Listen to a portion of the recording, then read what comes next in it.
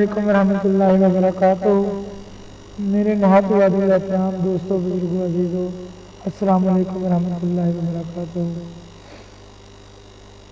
حضرت ابراہیم بن آدم رحمۃ اللہ علیہ کے خادم خاص حضرت حذیفہ مرائشی رحمۃ اللہ علیہ سے لوگوں نے کہا کہ تم نے حضرت کی کوئی عجیب بات دیکھی ہو تو بیان کرو۔ حضرت حذیفہ رحمۃ اللہ علیہ نے کہا، ایک دفعہ میں حضرت کے ہمراہ مکہ کے سفر میں تھا، جو کھانا پینا تھا وہ ختم ہو گیا اور ہم کو کچھ روز بھوکے رہ گئے، حتیٰ کہ ہم شہر کوفہ میں داخل ہوئے۔ حضرت نے میری طرف دیکھ کر فرمایا، مجھے افسوس ہوتا ہے کہ تجھ کو بھوک لگ رہی ہے۔ میں نے عرض کی، حضور بجائے شاہ فرماتے ہیں۔ فرمایا، قلم دوات اور کاغذ لاؤ۔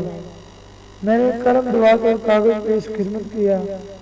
آپ نے یہ رکا لکھا، بسم اللہ الرحمن الرحیم، ہر حال میں تو ہی مقصود ہے اور ہر بات سے تو ہی مطلوب ہے، اور چند اشعار لکھے جن کا منظوم ترجمہ یوں ہے، حامد و شاکر ہوں اور ذاکر خدا، بھوکا اور پیاسا ہوں اور ننگا جدا، وصف 6 ہیں 3 کا ضامن ہوں میں، التجا ہے کہ تو ضامن 3 کا، مدعا میری غیر کو ہے جلتی آگ میں گزرنے سے تو مجھ کو بتا۔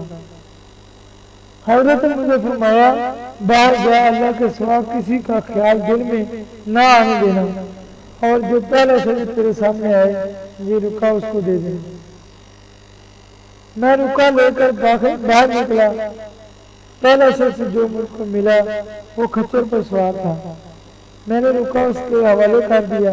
اس شخص نے رکا پڑھا اور پڑھتے ہی رونے لگا۔ پھر پوچھا، جس نے یہ رکا لکھا ہے وہ کہاں ہے؟ میں نے بتایا وہ فلاں مسجد میں ہے۔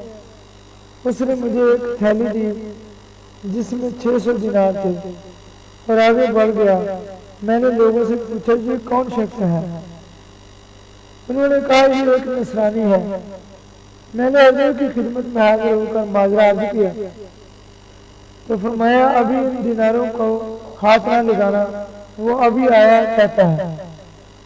جب ایک گھڑی گزری وہ نصرانی آیا، حضرت کے سر کو بوسہ دیا اور کلمہ لا الہ الا اللہ محمد رسول اللہ پڑھ کر مسلمان ہو گیا۔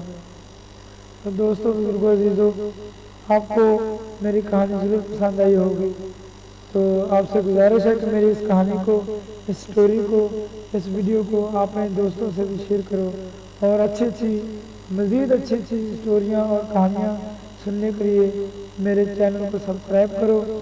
جزاکم اللہ خیر۔ اللہ حافظ۔